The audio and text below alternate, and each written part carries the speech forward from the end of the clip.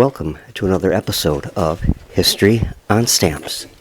Today we're going to be looking at a stamp that honored a great American and inventor, Henry Ford.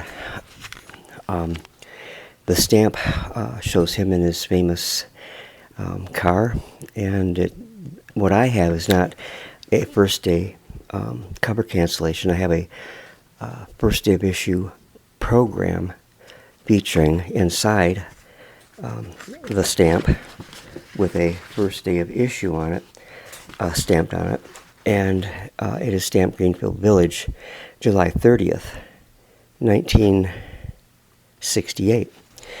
So it's really a very nice program, and it gives some details of Mr. Ford's life. So I'd like to quote from that. Henry Ford was born in what is now Dearborn, Michigan on July 30th, 1863. He began life on a farm but cared little for farm work and spent much effort in attempting to ease the farmer's burden. Now, after moving to Detroit, he worked for the Edison Illuminating Company, and his position led him to meet Thomas Edison, who Mr. Ford said inspired him to continue working on a self-propelled vehicle. On June 4th, 1896, Henry Ford successfully tested his very first car, the quadricycle. In 1903, after failing in two efforts to establish an automobile manufacturing company, he began the present Ford Motor Company. When he saw the vast changes being wrought in this nation through the use of the automobile, Henry Ford set about to collect and preserve Americana in all of its forms. His dedication to our heritage led to the establishment of the Edison Institute, which includes the Henry Ford Museum, Greenfield Village, and the Greenfield Village Schools. Mr. Ford's unique and comprehensive Museum of American History was dedicated October 21st, 1929. The Henry Ford stamp is in the prominent American series of regular issue stamps. It was designed by Norman Todhunter, a member of the Postmaster General's Citizen Stamp Advisory Committee. The portrait of Henry Ford is credited to the Ford Motor Company and appears in the book Ford, Decline and Rebirth by Nevins and Hill. Now, I'd like to add a few more details to his life, telling you about his life. So I want to go to Wikipedia, and we're going to look at a few paragraphs that Wikipedia has printed about Henry Ford. Their entry says, Henry Ford was an American industrialist and the founder of the Ford Motor Company and sponsor of the development of the assembly line technique of mass production. Although Ford did not invent the automobile or the assembly line, he developed and manufactured the first automobile that many middle-class Americans could afford.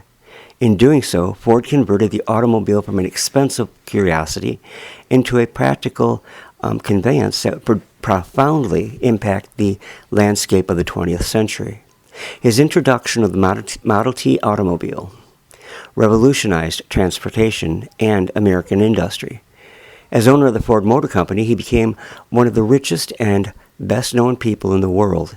He is credited with Fordism, mass production of inexpensive goods coupled with high wages for workers.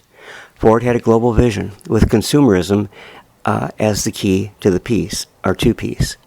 His intense commitment to systematically lowering costs resulted in many technical and business innovations, including a franchise system that put dealerships throughout most of North America and in major cities on 6 continents. Ford left most of his vast wealth to the Ford Foundation and arranged for his family to control the company permanently. Ford was also widely known for his pacifism during the first years of World War I, and also for being the publisher of the anti-Semitic texts such as the book The International Jew. Henry Ford was born on, as I already stated, but this has a little more detail in it, on July 30th, 1863, on a farm in Greenfield Township, Michigan.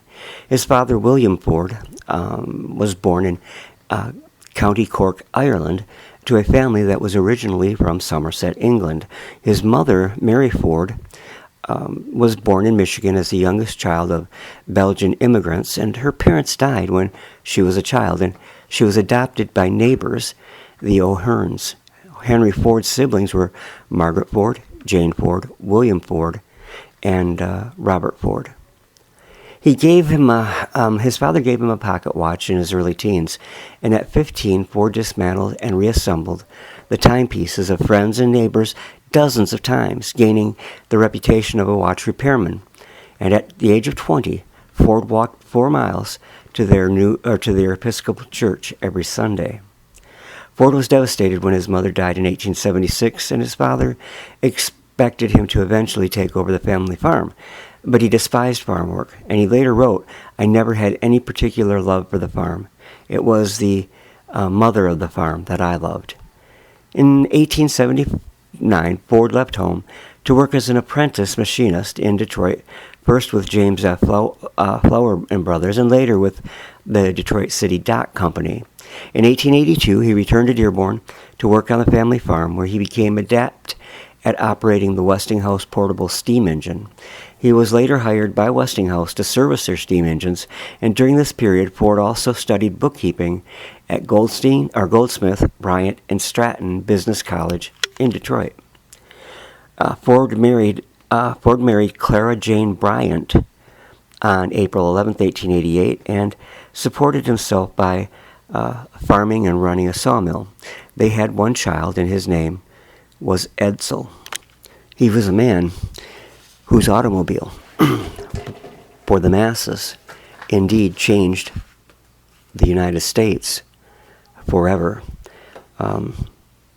Horse and buggy and the rail were the principal conveyances before Henry Ford. And after Henry Ford, the country was moving on wheels and on roads. At any rate, I hope that you enjoyed this look at the first day of issue ceremony honoring Henry Ford, prominent American, on July 30th, 1968 at Greenfield Village in Dearborn, Michigan, as well as the really unique postal cancellation for the first day of issue.